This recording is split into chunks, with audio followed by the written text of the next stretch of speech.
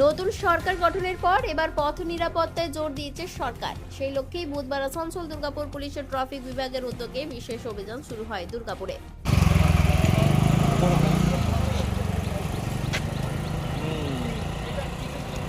দেখো ওই ভিড়িঙ্গির বাউড়ি পাড়া ছিল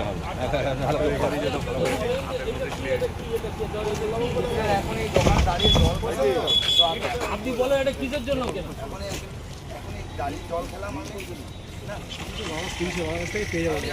ট্রাফিক আইন মেনে যেমন চালককে হেলমেট পরতে হবে, ঠিক তেমনি অতিরিক্ত যাত্রী অটোগুলোতে ওঠানো যাবে না বলে সব জানিয়ে দেন আসানসোল দুর্গাপুর পুলিশের ট্রাফিক বিভাগের আধিকারিকেরা। আর হসপিটাল থেকে ঠিক আছে তো, যদি কিছু হয় এগুলো কে দেখবে? ওরা কেউ কম্পেনসেশন পাবে? কিছু পাবে না, টাকা পয়সা পাবে? আপনি আবার সামনে ওই বাচ্চাটাকে নিয়েছেন, আপনি কন্ট্রোল করতে পারবেন? এতদিন মানুষের জীবন যান, আপনি পেছনে যান। এনাকে আপনি বাঁ দিকে বসেছেন, ঠিক আছে, আপনি পেছনে যান।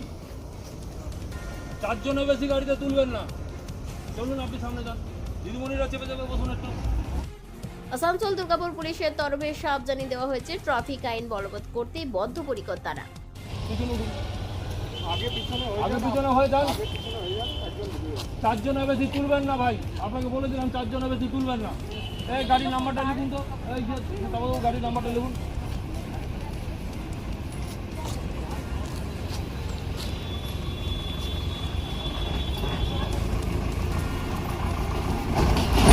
দুর্গাপুর থেকে অনুরাধা সেনগুপ্তের রিপোর্ট, খাঁটি খবর।